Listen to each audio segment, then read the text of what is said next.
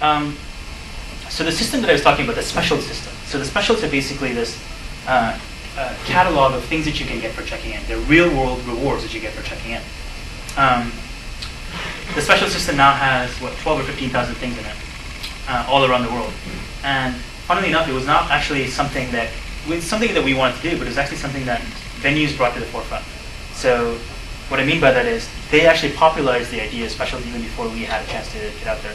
So even late last summer, or like middle of last summer, shortly after we launched, there would be bars and restaurants all around the country that would advertise, the mayor gets a free brunch, or the mayor gets all his appetizers free, or something along those lines. And the more and more people saw that, the more and more others started doing it too. It was basically really passionate users that would go to their favorite place and they would say, I come here a lot. Have you heard of this thing called Foursquare? And if so, why don't you do something about it? Why don't you give out some rewards? So they kind of fought for us to add these things sooner rather than later. And now the specials in the system range from anything from, I think there's a hotel in Amsterdam that if you're the mayor there, if you go there a lot, you get a free night stay and you get a breakfast next morning or something along those lines.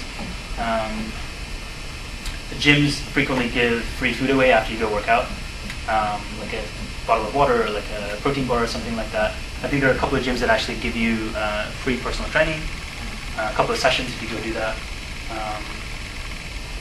So they're not meaningless. They're not like coupon based. They're not like, oh, you get $2 off every time you go. They're actually pretty substantial in some cases, right? They're actually real things with other real people. Yes. Are you planning on making any adjustments to the privacy concerns? I mean, there was that story that fell through stock at a restaurant. Yeah, this question, obviously, I guess we're at a stage in our company where it's going to come up more often than not. But we've always thought very hard about privacy. Everything we design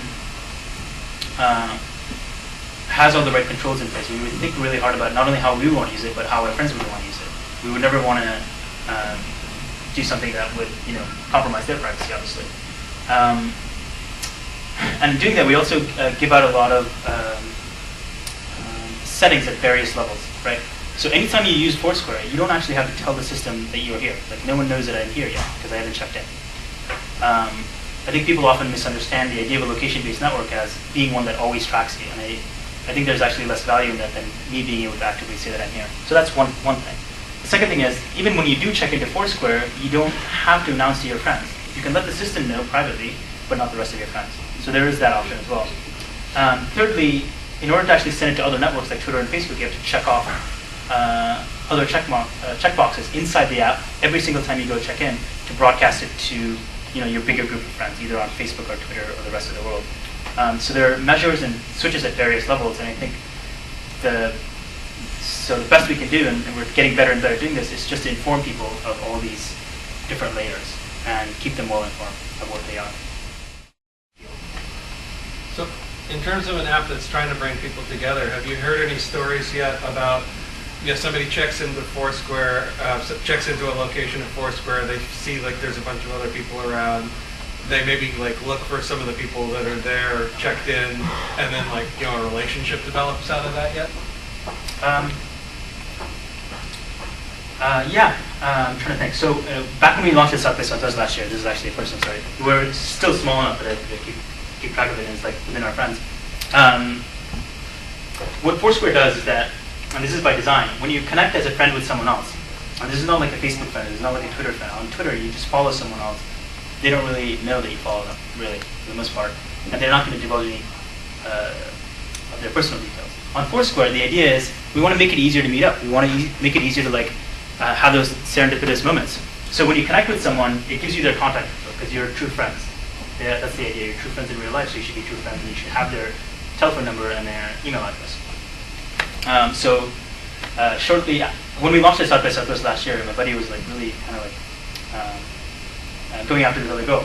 And I was like, well, where's she going to be? Well, you should check on Foursquare. And that's exactly what he did. And he's like, oh, how am I going to get in touch with her? Well, Foursquare gives you your phone number. And that's exactly it. So that's probably the earliest story that I remember. There's been a marriage proposal over Foursquare. I think that happened in February or something like that. where they both went to dinner and he checked in. And I think as he checked in, he got down on one knee or something like that. And as he checked in and did that, she got an alert, a check-in alert, and it said, "We married." Those are the two that I can remember. What did she say? Yes or no? She said yes, of course, and we were not invited to the wedding, but we did make them a special badge. Yes. Of the 2 million, how many of them are active users, and what do you do for those who kind of fall out with this? How do you continue to keep them engaged? So the question was, how many? What do we do about the users that the inactive users? So there's a certain percentage of the total population that use it a lot, and then what do you do about the people that fall off? We are thinking about.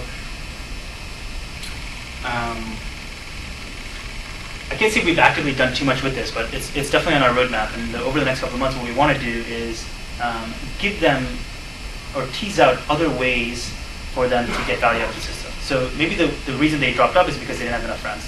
But that's kind of different now because we may have more of their friends on the system than not. So we should probably tell them about that. Another reason they may have dropped off is because the game kind of scared them, the aspect of the game and doing all these other things. So when we do tips, we kind of want to call attention to that and like bring them back to that. And yeah, I would say those are the two things, and maybe like highlight stories about how other people are using it. If you weren't using it, you'd be able to see that all of your friends were actually at this event, and maybe you could have also met up with them. So teasing them through not only social media, through their friends, but also these other things like tips and all these rewards that you could potentially get out of it. By the way, on the Twitter stream now, people are talking about making this a swarm. Can we do that in retrospect? We can. I think we can. I think we have probably more than 50 people. If you all check in, you should probably get it. If you don't already have the badge, yeah. Guys, everybody? Where do you check in? Sorry? You can check in. Where do you guys want to check in? Yeah, where do you guys? If you all check into the same location, then you get this one. Can we choose like News Corp, or it has to be? It could be any location in the system. I don't know what you guys have checked into. News Corp. Yeah, News Corp is good. We're on the inside. Well, we want to get the badge.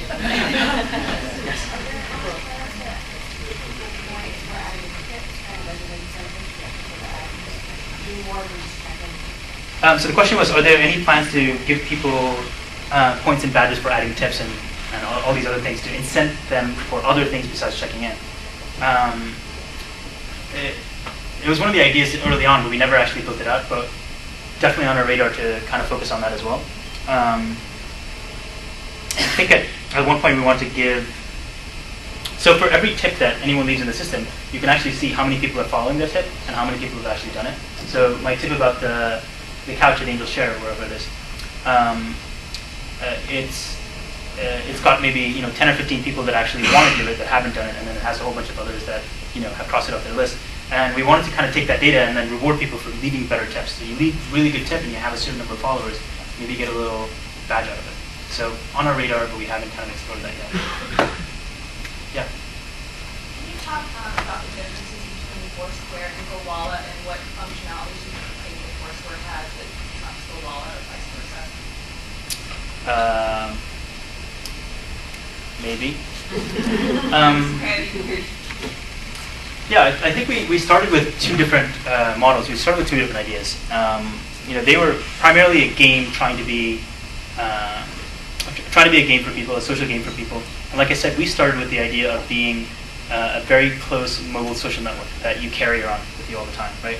We don't want you to add a ton of friends on the system. We want you to carry a close knit of people that you trust with your location and you trust with wanting to get their reviews and their recommendations about things. So I think we come from two different directions, and I think a lot of the design and the product kind of has been going in that direction. I'm not sure what else to say without giving away too much. Yeah. No more questions? That's great. No more questions? All right. Well, thank you so much.